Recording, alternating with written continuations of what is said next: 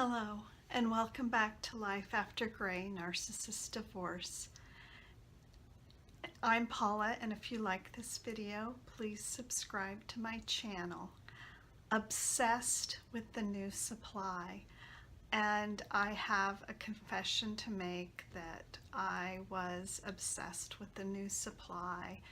And in fact, there were 3 new supplies, and I'll admit that I was obsessed.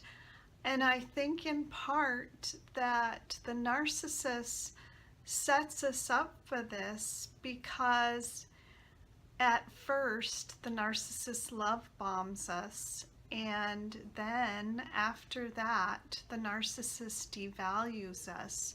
So when the narcissist is devaluing us, we are trying to get back the value that we used to have. We're trying to win that back.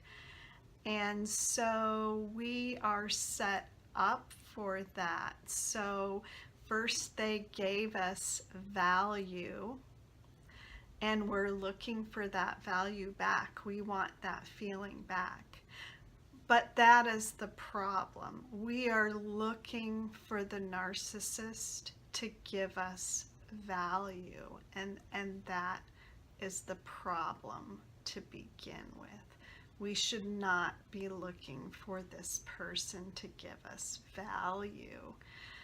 And so what happens though is, because you're looking for the narcissist to give you value, and the way our society is set up, it is set up with winners and losers, and from an early age we have to compete. We compete for jobs, we compete for grades, we compete for everything. That's just the way our society is set up, and it's all about youth, beauty, looks, winners, losers.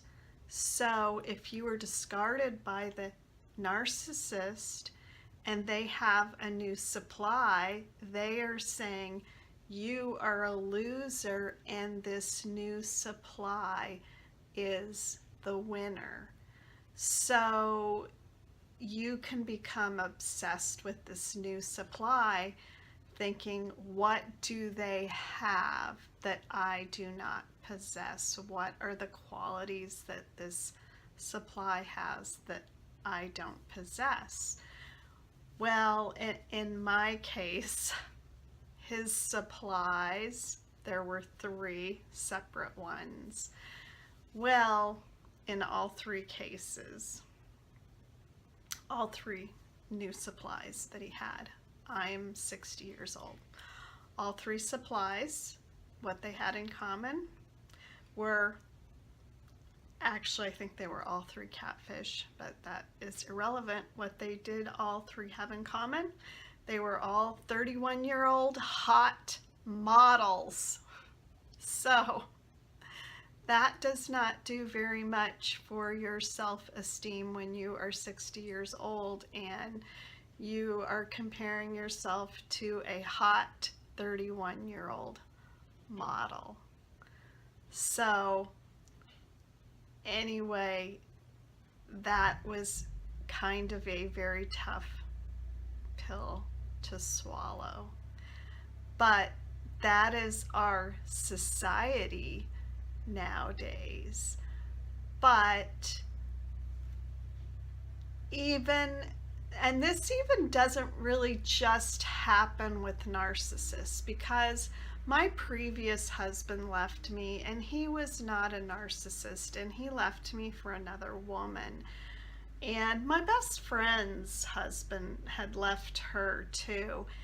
And when my previous husband left me, he left me for an actually older woman. And my ex-mother-in-law had even said, oh, she's a bit long in the tooth.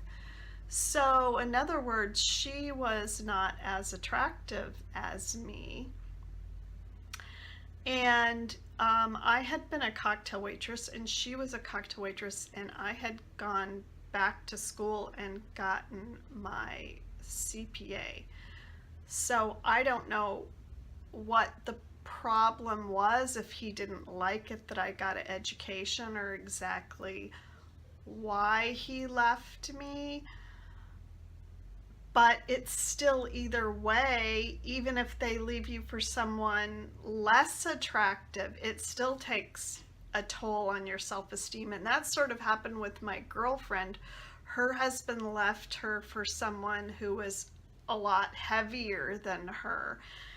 And so it kind of doesn't matter either way, if they're a hot model or if they're heavier and less attractive. Either way, you're like, wow, it still really takes a toll on your self-esteem when you get dumped, whether they're a narcissist or not. It's just the way our society is. And I think nowadays there are so many more ways that people compare themselves to other people because of social media.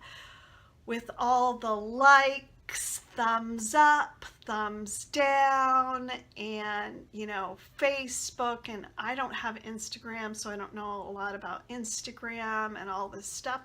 And I really think that's what's maybe driving the higher suicide rates, etc., because people are spending so much time comparing themselves to each other and feeling so much worse about themselves as they spend so much time comparing themselves to each other. So I feel like this is a real problem and a real issue. And it's when we allow one person or a group of people, and especially on social media, when these teenagers, like there's like bullies on social media, when we allow one person or a group of people or a group of bullies to define who we are. And I know for myself, it probably started with my father being rejecting to me, and I don't know if that subconsciously led me to pick men that would reject me because I had a rejecting father, so that I would take it so personally when one particular person's opinion would matter so much. But we need to not let this happen and, not tell ourselves this. And, part of the problem is our culture's obsession with youth and beauty.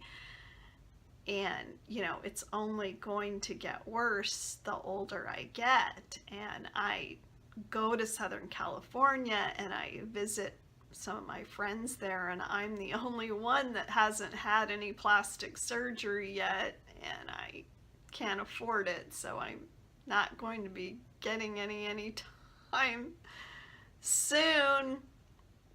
And all that time that I worked as a cocktail waitress, I was one of the ones that did not get a breast enhancement, and a lot of them did, but I didn't.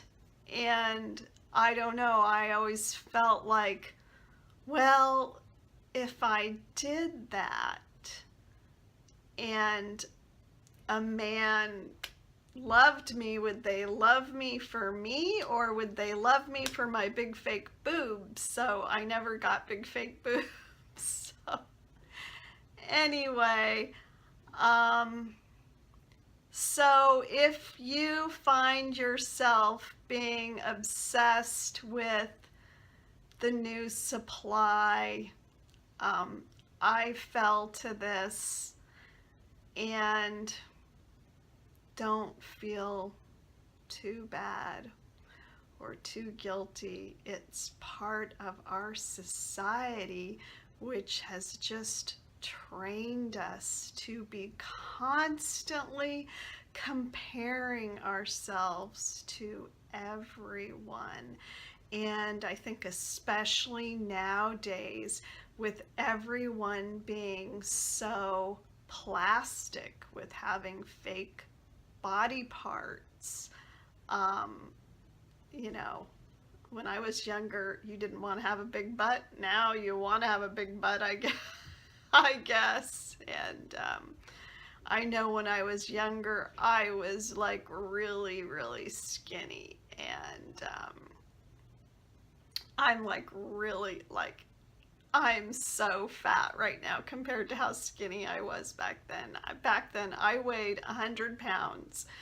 And I felt like if I weighed 102, I was obese. So, yeah. So it's just so, but I think it's because I was a cocktail waitress and wearing a tiny little outfit and running around in a casino. And that was back in the 80s. Yipes.